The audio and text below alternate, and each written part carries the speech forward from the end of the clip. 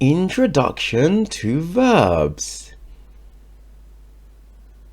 Now, today I'll be introducing you to the types of verb in Japanese.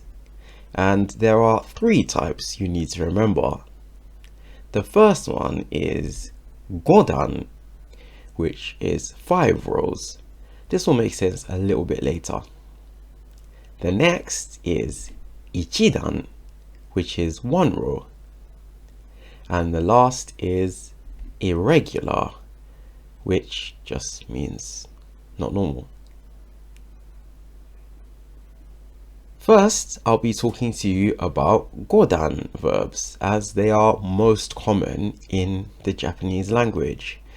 And the reason they're called Godan verbs is because they have 5 rows.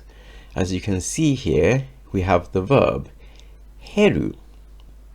And in the diagram that's here, we have hera, heri, heru, here, and hero.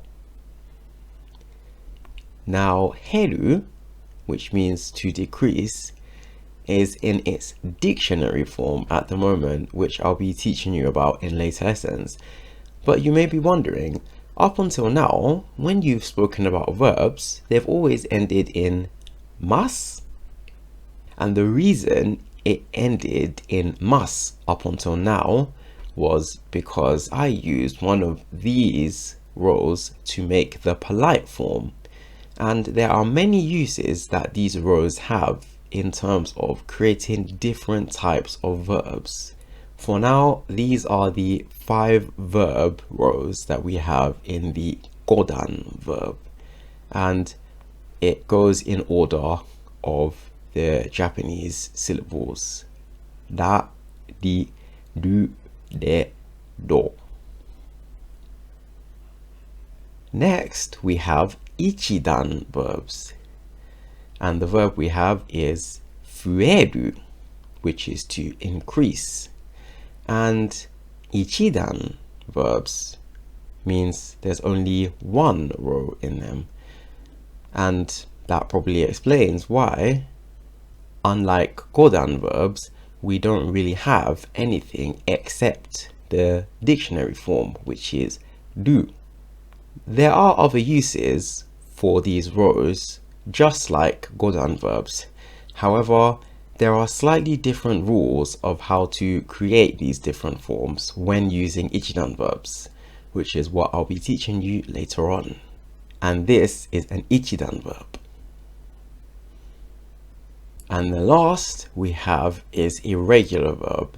Now, the good thing about irregular verbs is that there are very few of them. So once you remember how to make the forms for just a small number of them, you won't need to apply these rules to any other verbs. And we have the verb suru, which is to do. And you may have heard this verb as shimasu, which is the reason we have shi in this list. However, there are some irregular rules when using an irregular verb, hence the name. And this is why de comes into play, which is completely different from shi or su. Again, these are rules that apply to very few verbs. So once you remember how to use them for the small number, you won't need to apply them to any other verbs. So my advice to you, keep an eye out for these sheets because you're gonna need them later on when we start diving into how to conjugate verbs, all different types. Which verbs are you looking forward to? Let me know in the comments below. Thanks for watching and keep your eyes out for anything else Japanese.